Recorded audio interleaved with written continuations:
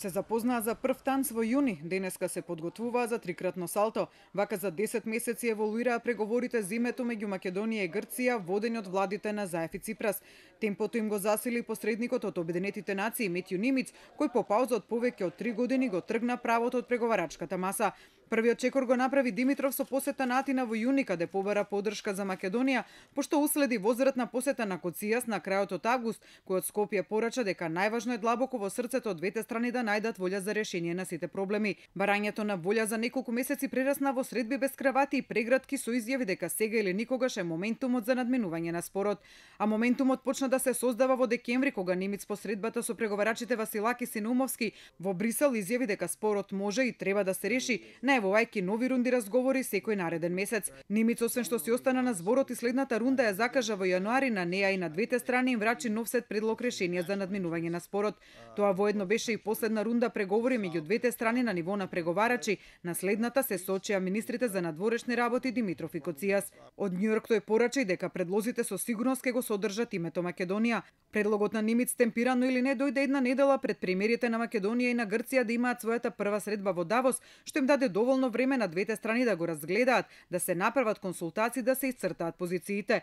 И се случи историската кежуал средба Заев Ципрас, која траеше повеќе од 3 часа и која ги донесе првите реални чекори на двете страни кон постигнување конечно решение. Со цел конкретно да покажеме дека сме посветени во процесот на изнаоѓање решение. Најавувам дека владата ќе го промени името на аеродромот и автопатот. Автопатот ќе се вика пријателство. Од моја страна му соопштив дека ќе ги поттикнеме иницијативите кои ги превзеде мојата влада, како кандидатурата на Македонија во Јадранско-јонската иницијатива и ратификацијата на втората фаза од спогодбата за стабилизација и асоциација на Македонија со ЕУ. Но оптимизмот и еуфоријата од плодната средба Заев Ципрас траеше не цела недела. Нимиц кон крајот од јануари ги посети двете влади за да слушне што од неговиот нов пакет, кој се уште се криеше од јавноста, е прифатливо за нив. Беше претркан од Коцијас, шефот на грчката дипломатија наместо на Нимиц, позициите ги кажа на јавноста. Сложено име со терминот Македонија, но без превод. Коцијас дури и откри дека Нимиц доставил 5 предлози за име, 4 имиња на македонски јазик и 1 Македонија Скопје. Во разговорите првата работа ќе биде кое ќе биде името, содржината на името и придавката на името, бидејќи вториот елемент на името ќе го содржи терминот Македонија како географска област. Втора работа, дали ќе биде еден или два збора.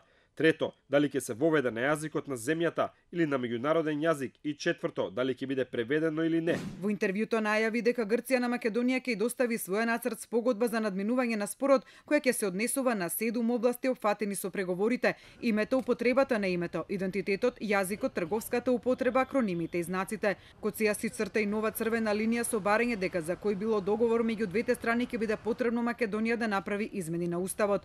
На Нимиц овој пат не му беше оставен многу простор за изразување на оптимизам. Пресвртот во процесот пак од Скопје беше пречекан со цврст став. Нема преговори за идентитетот. Апсолутно не. Прашањето е не може да биде предмет на преговори.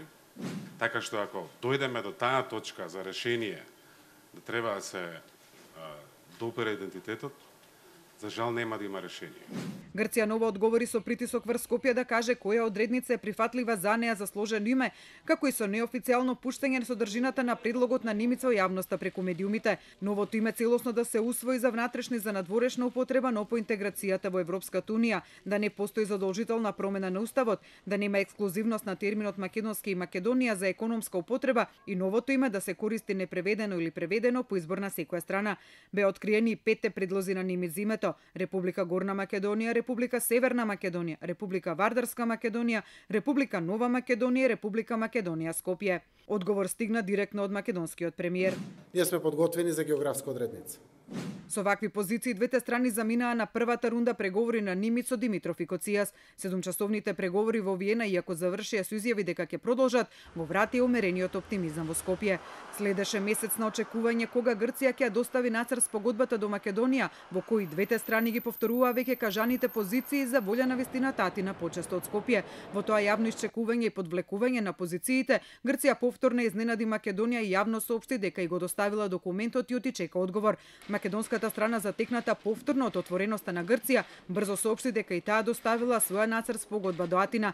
Исто како и предлогот на Нимиц во јануари, така и размената на двете нацрт спогодби дојде на 10 дена пред новата рунда разговори меѓу двете страни, што даде доволно време тие да се разгледаат и да се подготват одговорите. Во меѓувреме Кодзијас ја посети Македонија, на која прегратките покажаа затоплени односи, но и дека разликите меѓу двете страни остануваат во делот на уставните измени и како ќе се формулира сложеното име. Суштината на посетата на Кодзијас беше да се покаже напредок во односите со неговото слетување на Скопскиот аеродром, кој беше преименуван од Александар Велики во меѓународен аеродром Скопје, прво слетување по 12 години. Непосредно пред новата рунда преговори денеска во Виена, македонската страна конечно се охрабри, за прв пат отворено кажа кои се црвените линии.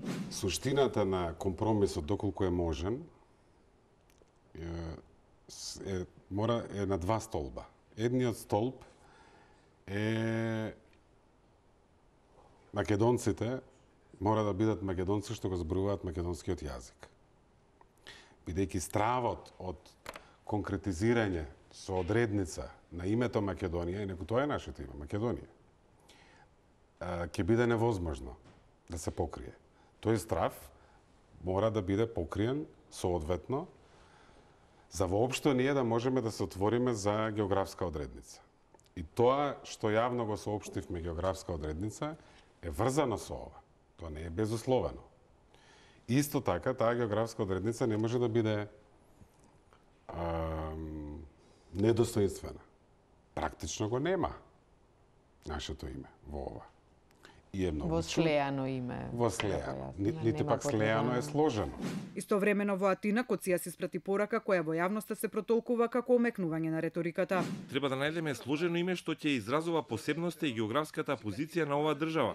Во исто време нема да навредува ниту една од двете страни. Коција при тоа порача дека не е правилно да се вели дека сега Грција ќе го даде името Македонија бидејќи не оди на крштевка. Детето постои и се вика Македонија. Самите се нарекуваат така барем еден век и како Македонија постојат како дел од политички ентитет во разни облици пред 70 години.